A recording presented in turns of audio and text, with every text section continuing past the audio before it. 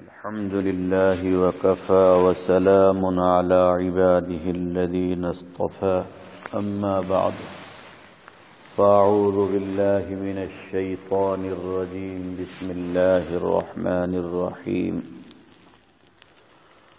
قل إن كان آباؤكم وأبناؤكم وإخوانكم وأزواجكم وعشيرتكم وأموال اقترفتموها وتجارة تخشون كسادها ومساكن ترضونها أحب إليكم من الله ورسوله وجهاد في سبيله فتربصوا حتى يأتي الله بأمره والله لا يهدي القوم الفاسقين صدق الله العظيم.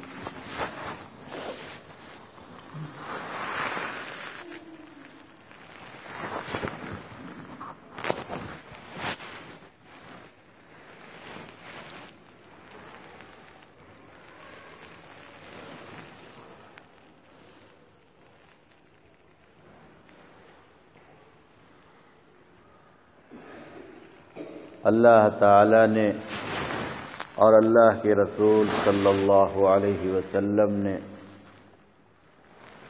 جو کچھ بتایا ہے وہ سب فطرت اور عقل کے موافق ہے. یہ ہو سکتا ہے کہ ہماری عقل اور ہماری سمجھ میں نہ آئے، لیکن وہ فطرت اور عقل کے موافق ہے.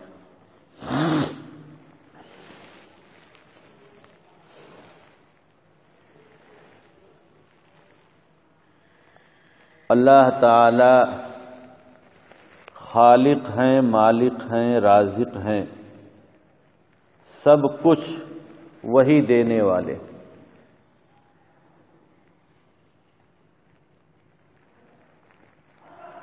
اور فطرت یہ ہے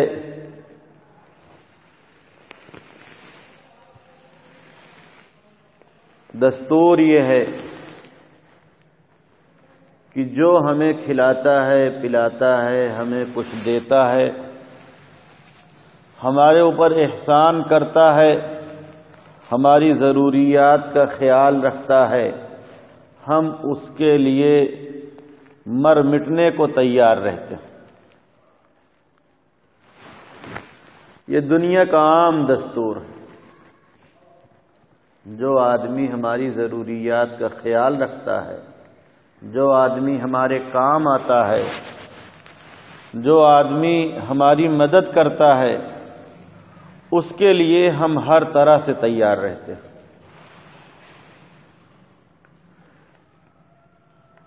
تو غور کرنا چاہیے کہ اللہ تعالی سے زیادہ کسی کا ہمارے اوپر احسان نہیں. ہمارا بدن اور جسم بھی اللہ ہی کا دیا ہوا ہے. یہ زمین و آسمان بھی اللہ نے دیا ہے. آگ، پانی، ہوا، چاند، سورج، ستارے جو کچھ ہے سب اللہ کے دیے ہوئے ہیں. جو کچھ ہم کھاتے پیتے ہیں وہ سب اللہ ہی کا دیا ہوا. اللہ کے احسانات کی کوئی حد نہیں ہے، کوئی انتہا نہیں. توجہ ادھر رکھیے. اللہ تعالی کے احسانات کی کوئی حد نہیں ہے، کوئی انتہا نہیں. یہاں تک کہ اللہ تعالی نے خود فرما دیا وَإِن تَعُدُّوا نِعْمَةَ اللَّهِ لَا تُحْصُوهَا. اگر تم ہماری نعمتوں کی گنتی کرنا چاہو تو تم گن نہیں سکتے. میں نے اتنا دیا ہے، اتنا دیا ہے، اتنا دیا ہے کہ تم حساب لگانا چاہو، کیلکولیٹر پر شمار کرنا چاہو، گننا چاہو، تم اسے گن نہیں سکتے. جب اللہ کا اتنا احسان ہے، اتنا احسان ہے، اتنا احسان ہے کہ ہم اسے گن نہیں سکتے، تو ہمیں چاہیے کہ ہم اللہ کے لیے مر مٹنے کو تیار رہیں. اپنا وقت بھی اللہ کے لیے خرچ کریں، یہ وقت بھی اللہ ہی کا دیا ہوا، اپنی جان بھی اللہ پر قربان کریں، یہ جان بھی اللہ کی دی ہوئی، اپنا مال بھی اللہ کے لیے خرچ کریں، یہ مال بھی اللہ ہی کا دیا ہوا۔ قرآن مجید کی جو آیت ہم نے تلاوت کی ہے اس میں اللہ تعالی نے رسول اللہ صلی اللہ علیہ وسلم کو حکم دیا کہ کہہ دیجئے، یعنی بتا دیجئے، باخبر کر دیجئے، ان کان آباؤکم، اگر تمہارے باپ دادا، وابناؤکم، بیٹے بیٹیاں، واخوانکم، تمہارے بھائی بہنیں، وازواجکم، تمہاری بیویاں، وعشیرتکم، تمہارے خاندان، وتجارۃ تخشون کسادہا، اور تمہاری تجارتیں، ومساکن ترضونہا، اور تمہارے مکانات جسے تم پسند کرتے ہو، احب الیکم من اللہ ورسولہ، اللہ و رسول سے زیادہ پیارے ہوں۔ یہ باپ، یہ بیٹے، یہ بھائی، یہ بہنیں، یہ بیویاں، یہ تجارتیں، یہ مکانات، یہ دنیا ہمارے دلوں میں زیادہ محبوب ہو، زیادہ پیارے ہوں، اور اللہ سے محبت کم ہو، رسول سے محبت کم ہو، وجہاد فی سبیلہ، اور جہاد فی سبیل اللہ سے محبت کم ہو، فتربصوا حتی یأتی اللہ بامرہ، تو پھر انتظار کرو کہ اللہ کی طرف سے کوئی امر آ جائے، کوئی گرفت آ جائے، کوئی پکڑ آ جائے، کوئی عذاب آ جائے۔ اللہ تعالیٰ نے پہلے ہی بتا دیا کہ یہ کمی اگر تمہارے اندر پائی جائے گی تو پھر ہماری طرف سے گرفت اور پکڑ آ جائے گی، تمہارے اندر یہ کمزوری ہوگی تو ہماری طرف سے گرفت ہوگی، پکڑ ہوگی، ہماری طرف سے پھر سزا ہوگی، ہماری طرف سے پھر سختی ہوگی۔ اگر تمہارا حال یہ ہو گیا کہ تم دنیا اس لیے کماؤ کہ بس اپنے اوپر خرچ کرو، اپنی بیویوں پہ خرچ کرو، اپنے بچوں پہ خرچ کرو، مکانات بنانے پہ خرچ کرو، زمینیں خریدنے پہ خرچ کرو، اور اللہ و رسول کو بھول جاؤ، جہاد فی سبیل اللہ کو بھول جاؤ، اگر تم اپنی طاقت کو صرف دنیا پہ صرف کرو گے، اگر تم اپنے وقت کو صرف دنیا پہ صرف کرو گے تو پھر انتظار کرو کہ ہماری طرف سے سختی آئے گی، گرفت آئے گی، پکڑ آئے گی، ہمارا عذاب آئے گا، پھر اس سے کوئی بچ نہیں سکتا۔ ہماری سمجھ اور ہمارا دماغ کیسا الٹ گیا ہے کہ جو رب ہمیں دیتا ہے، جو رب ہمیں کھلاتا ہے، جس رب نے ہمیں پیدا کیا ہے، جو رب ہماری پرورش کرتا ہے، جو رب ہمارے لیے پانی کا انتظام کرتا ہے، جو رب ہمارے لیے ہواؤں کا انتظام کرتا ہے، جو رب ہمارے لیے روزی کا انتظام کرتا ہے، جو ہمیں اولاد دیتا ہے، جو ہمیں ہر طرح کے میوے اور پھل دیتا ہے، اس رب کو ہم بھول جاتے ہیں، اس رب کے رسول کو بھول جاتے ہیں، اس رب کے دیے ہوئے دین کو بھول جاتے ہیں، اور دنیا میں ایسے مست اور ایسے غافل ہو جاتے ہیں کہ ہمیں آخرت یاد نہیں رہتی، ہمیں قبر یاد نہیں رہتی، ہمیں حشر یاد نہیں رہتا، ہمیں جنت یاد نہیں رہتی، ہمیں آخرت کا منظر یاد نہیں رہتا، یہ سب کچھ ہم بھول جاتے ہیں۔ یہ کیسی نادانی ہے، یہ کیسی بے وقوفی ہے، یہ کیسی ناسمجھی ہے، یہ کیسی محرومی اور بدقسمتی کی بات ہے۔ اللہ نے ہمیں پیدا کیا ہے، اللہ نے ہمیں سب کچھ دیا ہے،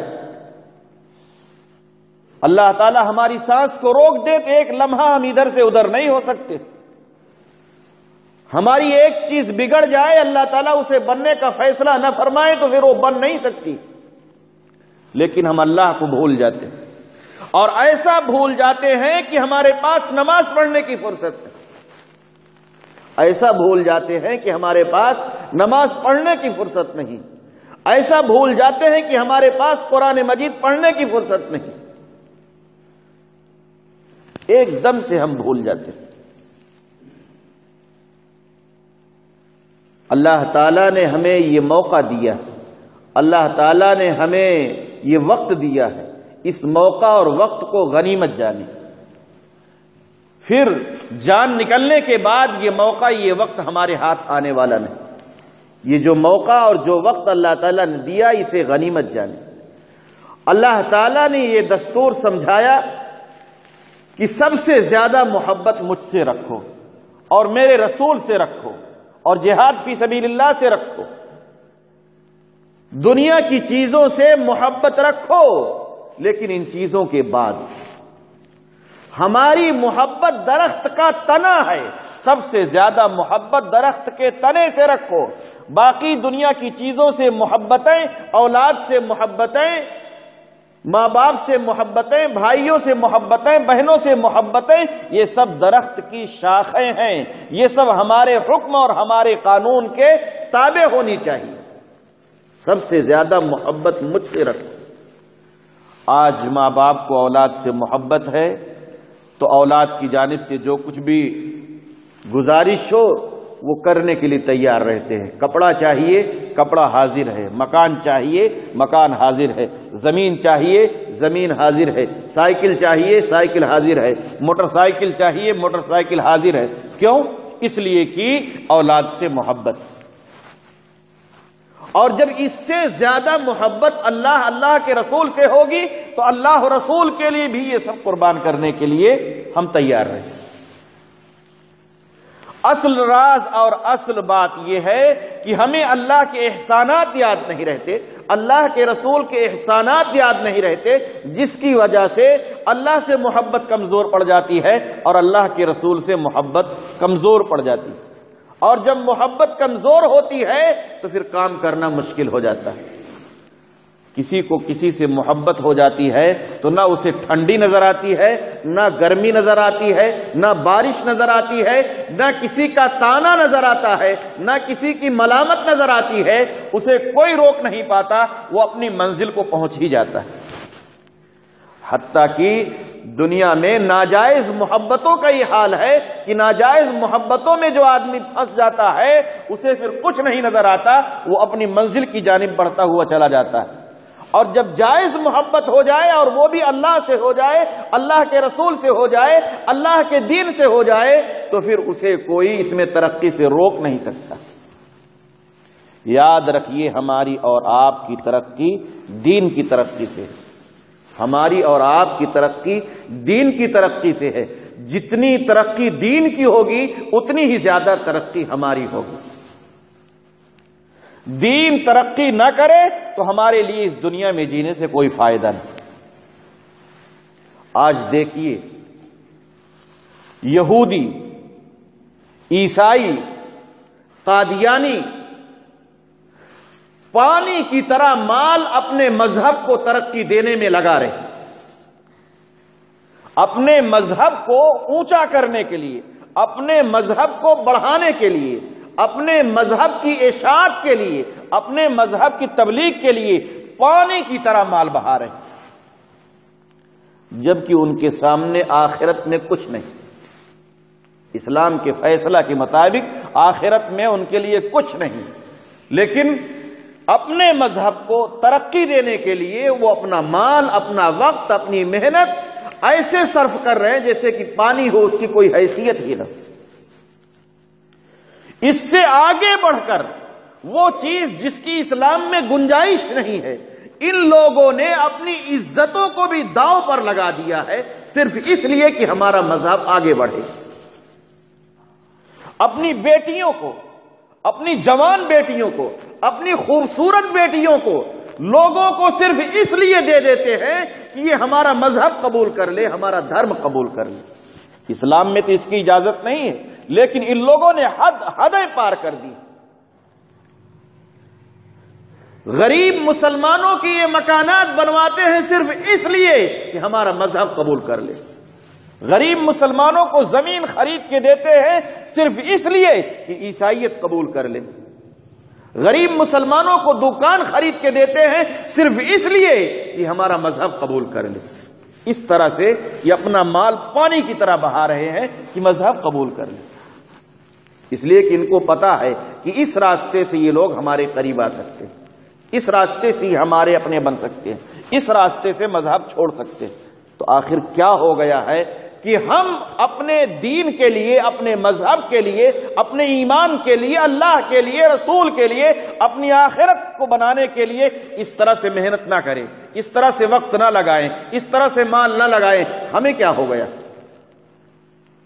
ہم نے خود دیکھا ہے ممبئی میں، اور بہت قریب سے دیکھا ہے، بہت قریب سے دیکھا ہے، بہت قریب سے سمجھا ہے کہ وہاں جو عیسائی عالم ہے، عیسائی پادری ہے، اس کے لیے ایسا انتظام کیا گیا ہے کہ دو دو گاڑیاں، دو دو نوکرانیاں، دو دو مکانات اور ہر طرح کے خرچے کا انتظام، اور ڈاکٹر مہیا کی جو کوئی ان کے کمیونٹی کا، ان کے تعلقات کا، ان کے مذہب کا جو کوئی آ جائے ڈاکٹر کے پاس علاج کرانے کے لیے، اس کو پیسہ دینے کی ضرورت نہیں ہے۔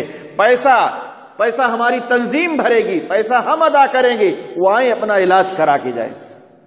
اتنے انتظامات کہ ان کا جو عالم ہے اس کو کوئی فکر کرنے کی ضرورت نہیں ہے، پریشان ہونے کی کوئی ضرورت نہیں، وہ پوری طرح سے فری دماغ ہو کر صرف اور صرف مذہب کی تبلیغ کرے۔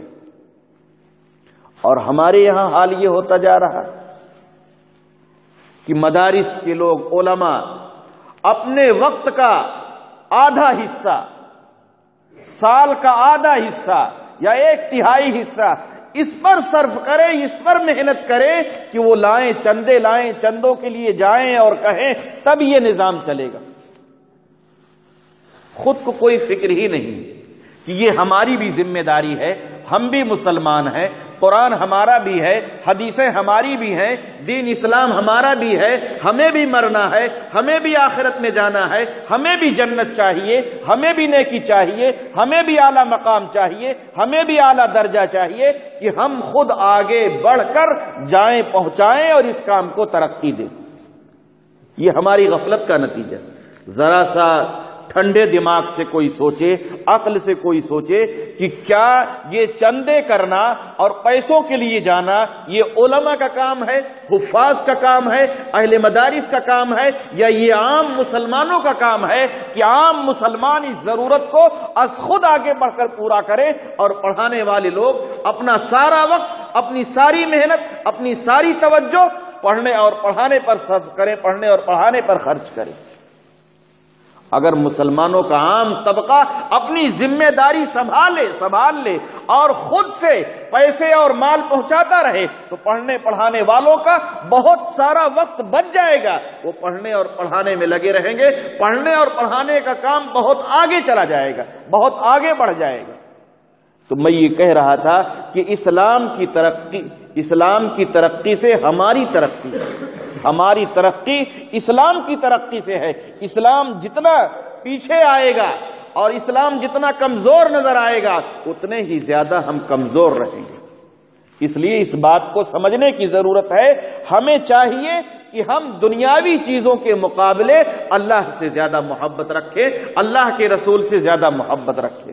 شیطان وسوسے ڈالے گا، شیطان سمجھائے گا کہ ارے مسجد میں کہاں تم خرچ کر دے رہے ہو، مسجد میں فلاں کام خلاف عقل ہو گیا ہے، فلاں پیسہ غلط جگہ پر لگ گیا ہے، کہاں مدرسے میں تم خرچ کرنے جا رہے ہو، وہاں تو یہ غلط کام ہو گیا ہے، وہاں یہ پیسہ غلط لگ گیا ہے۔ تو شیطان کو سمجھا دیجئے کہ ہم بھی غلطی کرتے ہیں، ہم بھی مکانات میں پیسے خرچ کرتے ہیں، غلطی ہم سے بھی ہو جاتی، ہم بھی بہت سارے پیسے ادھر ادھر ناجائز کاموں میں خرچ کر دیتے ہیں۔ شیطان کو سمجھا کہ واپس کر دیجیے۔ اب انبیاء کی طرح کوئی نہیں ملے گا، اب کوئی مسجد بنانے والا اور کوئی مدرسہ بنانے والا نبی نہیں ہے کہ اس سے گناہ نہ ہو، اس سے غلطی نہ ہو۔ یہ تو صرف انبیاء سے گناہ نہیں ہوتا اور فرشتوں سے گناہ نہیں ہوتا، نبی سے غلطی نہیں ہوتی، فرشتوں سے غلطی نہیں ہوتی۔ اور صحابہ سے جو کچھ کہیں چوک ہوئی ہے اللہ تعالیٰ نے اسے معاف کر دیا ہے۔ ہم جیسے لوگوں سے غلطی بھی ہوگی، بھول بھی ہوگی، گناہ بھی ہوگا، شیطان وسوسے ڈالے تو شیطان کو سمجھا کے ہٹا دیجئے کہ اب ایسے لوگ ملنے والے نہیں ہیں، جو ہیں انہی کی قدر کر لینا ہے اور انہی کے ذریعے ہمیں فائدہ حاصل کر لینا ہے، کام لے لینا ہے۔ جب بڑے بڑے ڈاکٹر نصیب نہ ہو تو چھوٹے ڈاکٹروں سے علاج کروانے کی ضرورت پڑتی ہے۔ پہلے آدمی بڑے ڈاکٹروں تک نہیں پہنچتا ہے، پہلے تو چھوٹے ہی ڈاکٹروں سے کام لے لیتا ہے، وہاں شیطان کے ورغلانے کو نہیں مانتا کہ یہ تو بڑا چھوٹا ڈاکٹر ہے، اس سے کیوں دوائی لے، اس سے بخار کا علاج کیوں کرائیں، ایسا نہیں کرتا، بلکہ وہ جو موقع پہ ڈاکٹر پاتا ہے اسی سے فائدہ لیتا ہے، اسی سے دوائی لیتا ہے، اسی سے علاج کراتا ہے، وہاں سے نا امید ہو جاتا ہے تو پھر آگے بڑھتا ہے۔ بہرحال ہمیں یہ کہنا ہے کہ ہمیں یہ چاہیے کہ ہم اللہ تعالیٰ کے احسانات کو سمجھیں، سوچیں اور غور کریں کہ اللہ کی دی ہوئی چیزوں سے ہم جی رہے ہیں، پل رہے ہیں، کھا رہے ہیں، پی رہے ہیں، چل رہے ہیں، پھر رہے ہیں، تو ہم اللہ کے لیے اپنا وقت، اپنا پیسہ اور اپنی جان لگانے کے لیے ہم وقت تیار رہیں۔ اللہ تعالیٰ ہم سبوں کو اس کی سمجھ نصیب فرمائے۔ وآخر دعوانا الحمدللہ رب العالمین۔